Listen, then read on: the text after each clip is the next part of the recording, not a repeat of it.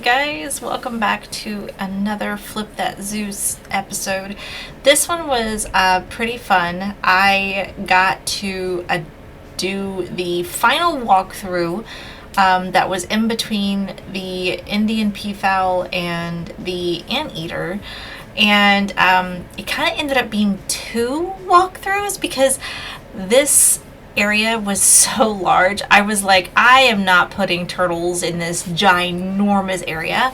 And then I was like, wait a minute, we have two different kinds of tortoises. We should do both tortoises just with a split up habitat.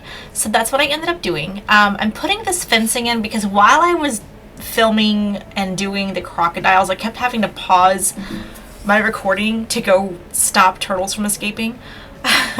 over and over and over, and I was like, okay, apparently the little ones, not the adults, but the little ones can crawl underneath the fencing. So some preemptive strikes there. I also thought the walkthrough on that one was a little bit on the boring side because I put wisteria on the other ones, but I didn't want to add wisteria to this one because I didn't think wisteria really fit the anteater vibe, so to speak. So I just put some logs there. And yeah, so this was me building the fencing as well as the non-crossable rockway, which you're going to see me do for the tortoises here in a minute. And I did speed it up a bit because watching people lay rockwork for 2 hours can be a little boring. So I sped that part up. You'll see that in a minute. This was me trying to get a staff gate in because we already have one for the other tortoises, which happened to be underneath that sleeping area.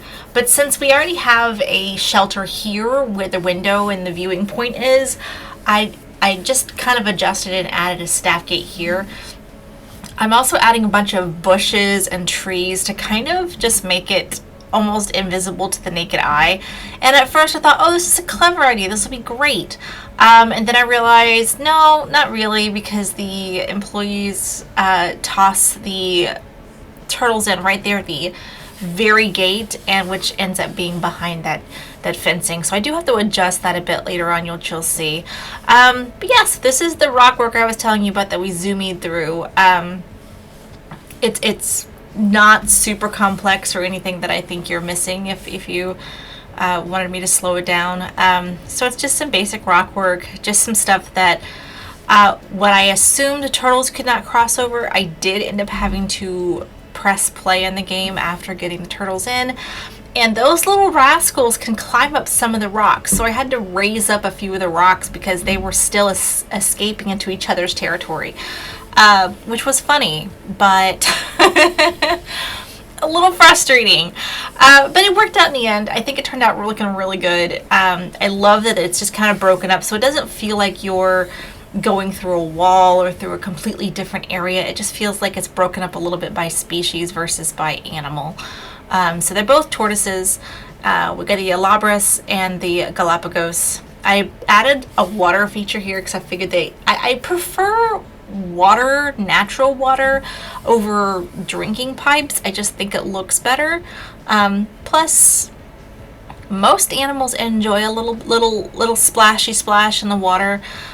Turtles or the tortoises, I don't think really swim. I mean, I think they can, but I don't think they do. I think they're more landy, but they do enjoy walking through the water and like putting their legs in the cool, shoreline area. So I made sure to have some shoreline, basically cleaning up the paintwork a little bit to make it look a little more lived in, a little more like turtles would live here because they like the sand and the walkways. And also we're going to have tourists going through here too. So definitely wanted the paintwork to kind of match where people have been walking.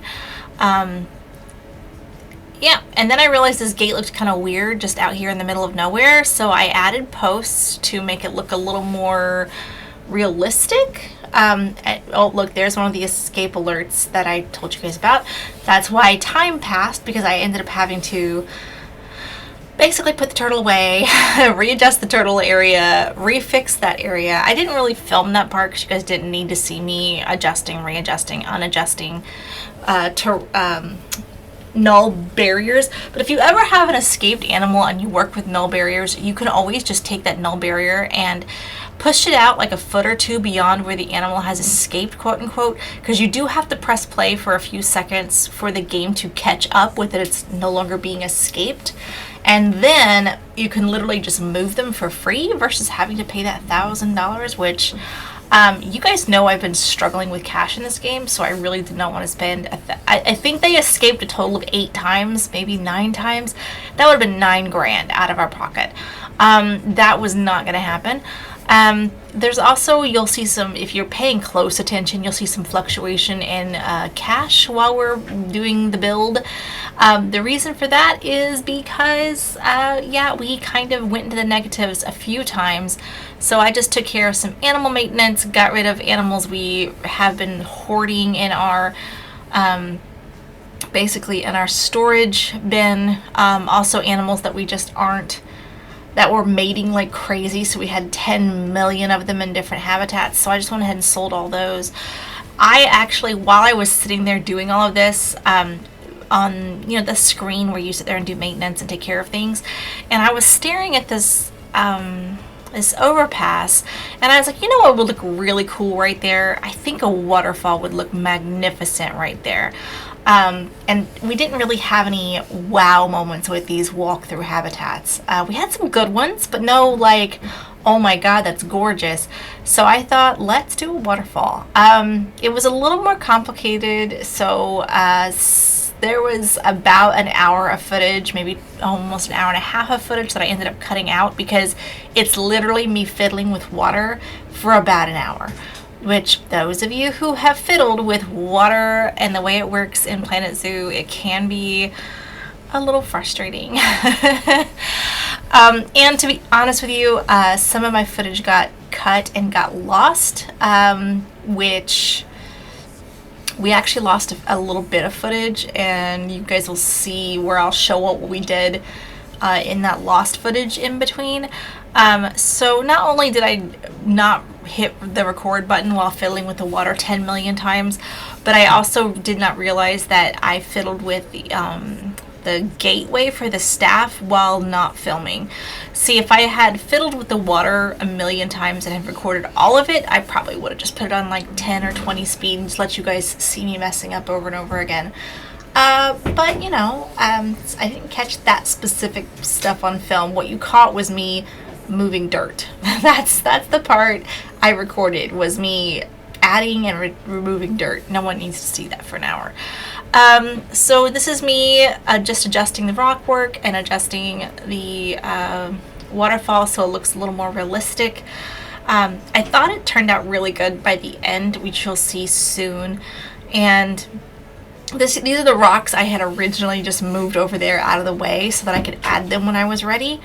And you're seeing me add them now. I do think water features are an amazing addition to habitats. If you're not getting that pop or that zing or that wow in a habitat, and you're looking for a centerpiece or something to really just kind of pull it all together and make it feel complete, water features are really good at doing that.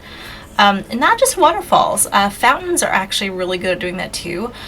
So I recommend practicing your fountain work and learning how to make eye-popping fountains or sitting areas around fountains, stuff like that, which you'll see me do later on in the zoo. I actually have a fountain in my head that I'm thinking of placing over in front of the beautiful bug habitat or exhibit area that Pausley built. I don't want to get rid of it because it was honestly the first thing I ever downloaded from the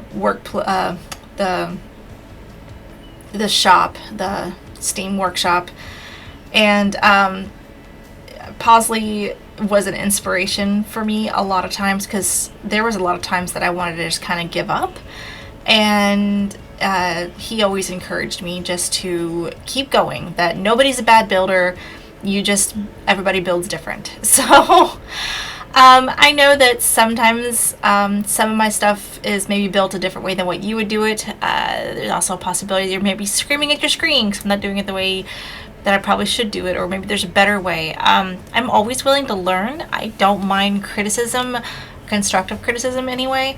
So if you have a better way than what I'm doing, please tell me. And I'm, take it into consideration, and maybe I can add it to my next build or my next zoo or my next habitat. This is going to look a little funky, but I actually, when I was traveling, I used to live out in the West, and there's a lot of like desert and carved out areas where you can walk under and explore. It's basically like there used to be a river there, or like there's a waterfall here. So I kind of wanted to create like this one that I had seen before. And what had happened was there was a small hole in the roofway, and rain had just gone through it, years and years and years of rain going through it, and it ended up punching a hole through the side of this beautiful structure to where it sent a waterfall fall over the side. And that's what I was trying to recreate, was this memory I had maybe like 15 years ago or so. And I think I did it justice, because there was some definite rock work that got punched through, and over time it just eroded away and allowed the water to start flowing through. The person that I was exploring with told me that what had happened was water had eroded the top enough to where it was a big enough opening where it was like a lake there for the longest time, but as water kept coming in and kept crashing against the side, as it eroded, it caused a waterfall to happen. And it was like the prettiest view. Like, we loved hiking out there and going out there to see it. I think I went, I think it was like 2 years ago. It was just before COVID, unfortunately. It was just before COVID. We went back out there to visit. And this location that I'm talking about, the waterfall is basically like a trickle now. There's not much left to it.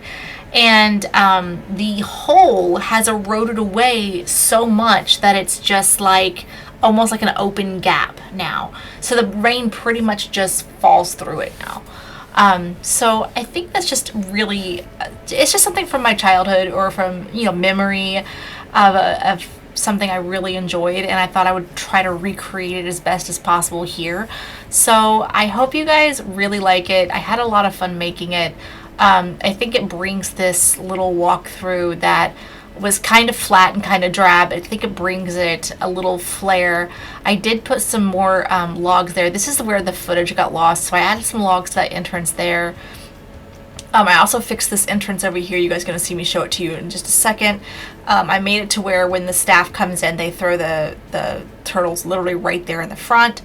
Yeah, so this is our new walkthrough habitat, and the new carved out area where you could walk underneath. And I thought it was just, I think this is so cool. Like, I am in love with this habitat.